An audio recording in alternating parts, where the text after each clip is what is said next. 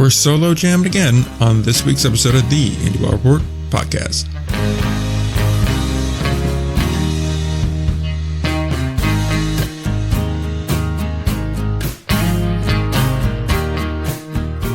Alright, we're back again, episode number 365 of the Indie Ball Report podcast. It is a solo jam, and I'll explain to you why that is. So, obviously, normally two of us. Obviously, only one of us right now. That's because when we went to record at our usual Thursday date and time, my laptop died on me about 25 or so minutes into the recording, so couldn't use any of that. And by the time it got back up and online, it was just way too late to continue doing the usually scheduled episode. And like I was just saying, 25 minutes of it really wasn't all that usable. There's maybe 15 minutes of usable stuff in there, and even that wasn't particularly good, and it would have just been a very awkward listen and edit if we went with that route. So then we said, okay, we'll try it on Friday. And then around 2 o'clock in the afternoon, Ryan lost power to his entire house and did not regain it until roughly 4 in the morning on Saturday morning. So obviously was not able to record there. So that brings us to here. So on both ends, we were having some electrical / technical issues. So we'll try to make this as electric of an episode as possible. Obviously, we'll not be doing the American Association East review, so we'll kind of do what we did with the Atlantic next week, which is just do both halves of the league in one shot. So instead, we're just going to talk a little bit about Sioux City's new GM. They named a new one, and then we'll just go over some of the pieces I wrote and put out over the past week, and then we'll kind of wrap it up there. Hopefully, all in total, we'll be in and out in about 20-25 minutes. So it'll be a short bag for you guys this week. Sorry about that, but it's just kind of the way things worked out here. So unfortunately, episode number 365 worldwide is just not going to be the toast of the town, so to speak. So that said, we might as well just dive right into it.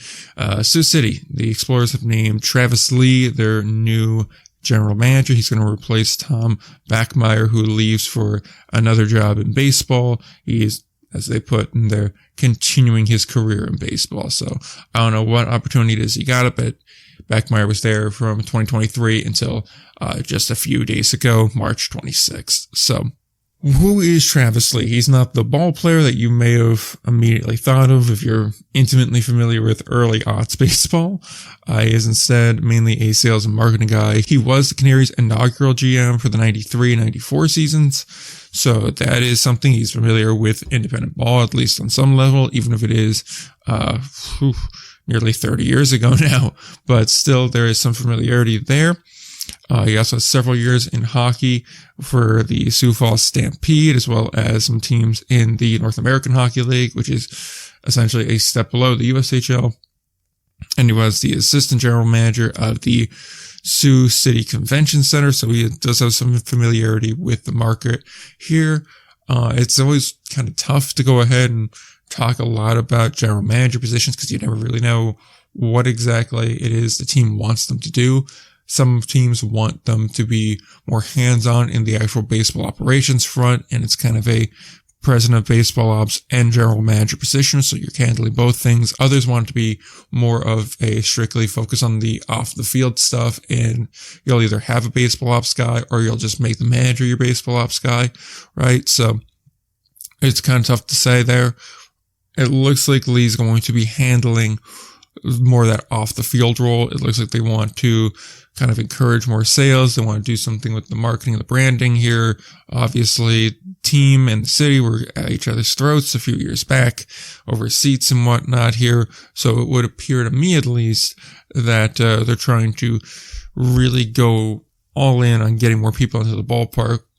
Sioux City has never been really atop the charts when it comes to attendance numbers. And so even if you're going to say those numbers are embellished a little bit or even not at all, no matter how you want to swing it, the numbers are low, especially compared to everybody else's. So hopefully this could kind of change things up there, and we'll see what goes on with that. But an interesting hire, seems to have a general feel for the area. And, yeah, I don't really have too much else to add on it. It's just an interesting decision to go this route. And, yeah, I'm more curious to know where Backmeyer wound up going to, because that doesn't seem to be online anywhere. And he also hasn't updated his LinkedIn. So it's a little bit tricky for me to, hunt that one down. But either way, that's really all we got in the way of news. So at that point now, I guess we're going to switch and just talk a little bit about some of the stuff that we put out over the past week.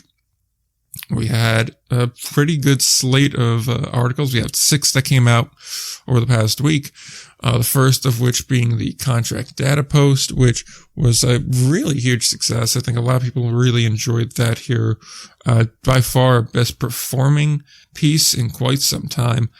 And essentially what I did is I started this series where we're going to go back and we're going to look through each of the last 3 years of contract data. And then in the final week, what we're going to do is break down all the trends that we have seen over those 3 years and what that could mean for getting players signed. Now, obviously, it is still a bit of a crapshoot. At the end of the day, each team's going to have their own measurements, I say as much in the post, their own benchmarks that they want to see from players to get them signed, obviously. But I think it is a kind of a good metric to see how much these trends change over time. Do we see more guys getting signed? Do we not? And that's part of what we did here. We broke down each league, how many guys got signed. So this first part was in 2023. So it's the oldest of all the data. And this upcoming week's going to be 2024. So we'll get a little bit more current with each week. But you saw the Atlantic League, they got 25 guys signed versus the USPBL who had 5. And then you had 15 the Pioneer. And then both the American and the Frontier were sitting in at around 19 or so. And then we broke it down by each team. Gastonia led the way that year with 6. And then you had some teams like, say, a York that didn't have anybody signed. Does that mean one organization's better than the other? Not necessarily. Perhaps it was just someone on Gastonia at that time was really appealing to scouts. They showed up to watch that guy, and then somebody else caught their attention, right?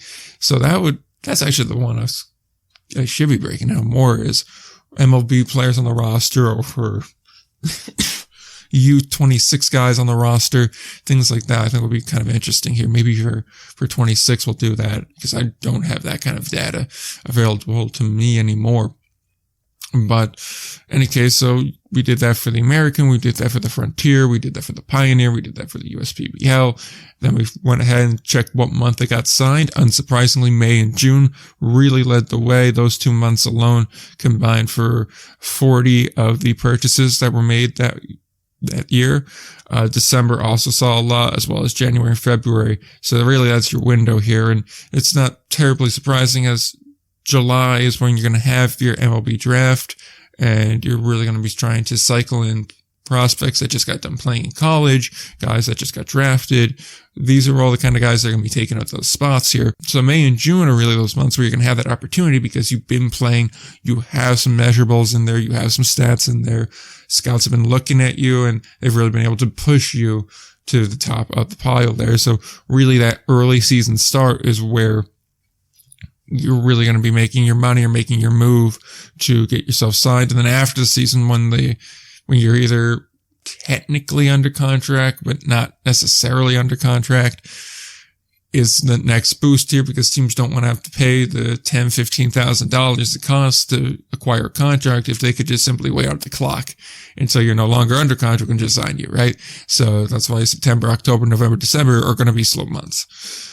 And also unsurprisingly, the overwhelming majority were pitchers. Over 50 of them were pitchers. The next closest were infielders, but around 12 or so. And, the catchers were, again, unsurprisingly, the least amount getting signed. Around 5 of them got signed. And I mean, there's only so many catchers you can have in an organization. If you want to put 3 at each of the levels you have, I mean, what are we looking at here? 12, 15 catchers? Like, there's just not that many jobs. It's like quarterbacks, goalies, these are positions where it's just very slim here. And furthermore, we did break it down by age too. Unsurprisingly, again, younger, better, 23 to 25 were really the prime spot, but I would say it's 23 to 28 where you had a very realistic chance of being signed. So that's, again, kind of your window here. Not to say that's not going to happen at 29 or older. It just drops significantly.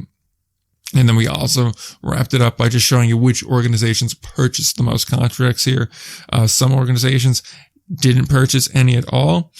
That would be like just quickly looking at the data here. I don't believe the Nationals purchased any contracts here, but, or like the Twins purchased 9. So that was our big Sunday post. You'll see another one tomorrow, on the 2024 data. So be sure to tune in for that one.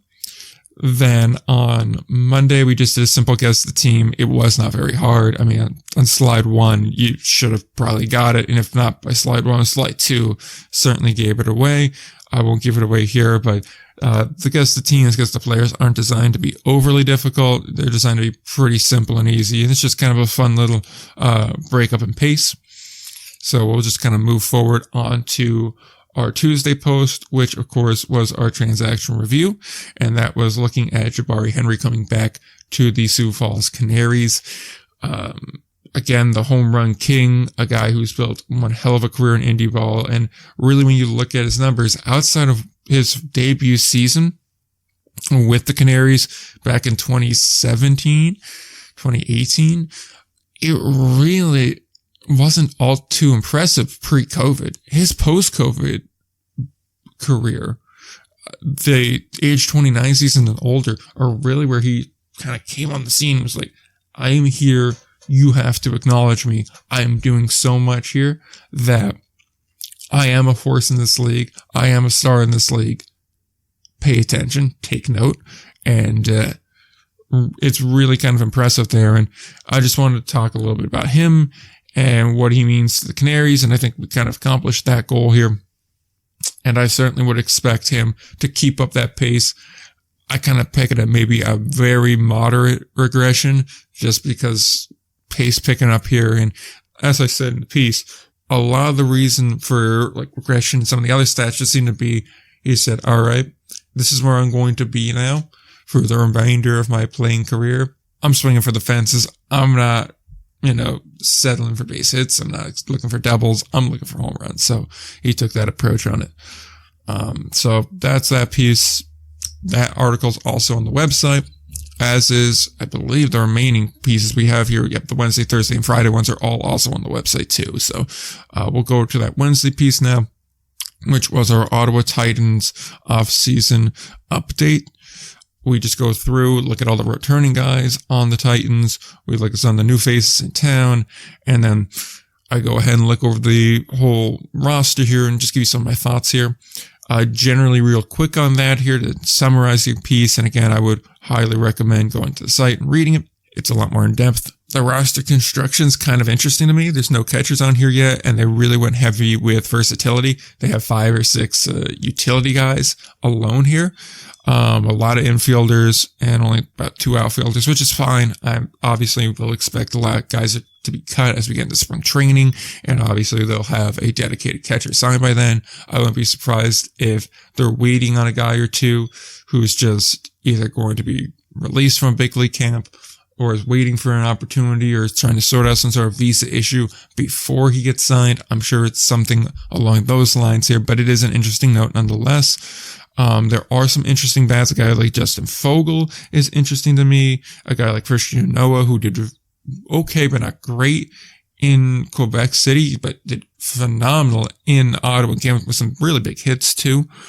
Is an interesting guy here. And they got guys that are really due for bounce back years. Take your pick on which Wright, Taylor Wright or AJ. Both could use a bounce back.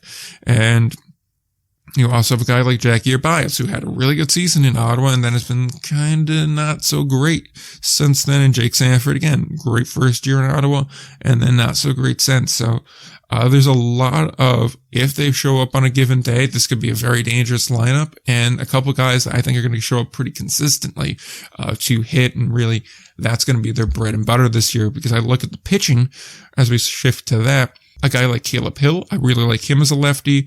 Brian Pena is an interesting lefty as well. And then right-handed wise, Dwayne Matos, a guy that I like a lot and I think could be a nice piece for them in that rotation. Alfredo Villa, if he goes ahead and returns to a form, I think he could be a nice piece there, but that's when the rotation kind of gets slimmer, right? Like there's a couple of guys where it's like we need to step up a bit to be an effective rotation piece. And Heitor Tokar, the Brazilian, you may remember him for some time in Sioux City, actually, a few years back. Never really found his groove there, but showed a little bit of something in his time there. I think he really could be a piece for this team on this level and could potentially be a force. I just don't know where they're going to put him because he hasn't really pitched that many innings. I assume he'll be a starter or he'll close for them. I would rather see him as a starter because I think they need the arms and you could always transition him into closing later on if he has a problem getting length. But yeah, I am curious to see what happens with that team. There's pieces there. I think they still are one of the bigger threats in their division. And again, their division is a tough one. I mean, you have Ottawa, obviously. You have Quebec, obviously. You have Tri-City. If Brockton decides to really put their best foot forward, they could be an issue there. There's also Three Rivers as well, which, I mean, they've struggled to get off the ground. So I don't know, but that is an interesting setup there alone. And when you consider the way the wild cards work now, and you flip over to the other side here, Sussex County seems to be reloading. They're bringing back a lot of their guys. They're a good team there. I always count on New York to be competitive as well. Down east, I don't know. It's going to be year 2. Let's see what happens there. And then New Jersey, again, new regime in there. Meet the old boss, same as the new boss case with Bobby Jones coming back in. So who's to say how that shakes out? So curious to see with that. Going to be an interesting battle, but take a look at that piece. Final 2 pieces that we put up. Another 2025 stars thing, this time Frontier League. We highlighted Hunter D'Amato, Michael Gould, and Chris Barraza. All of them very good. Some of them I didn't realize how good. Like Barraza was a very effective reliever. I just didn't really pay much attention to him because he was down in Mississippi. Gould was extremely good. As well, as a rookie, he hit 330, and that's probably the quietest 330, and the fact that he hit 507 with only 7 home runs is kind of wild here.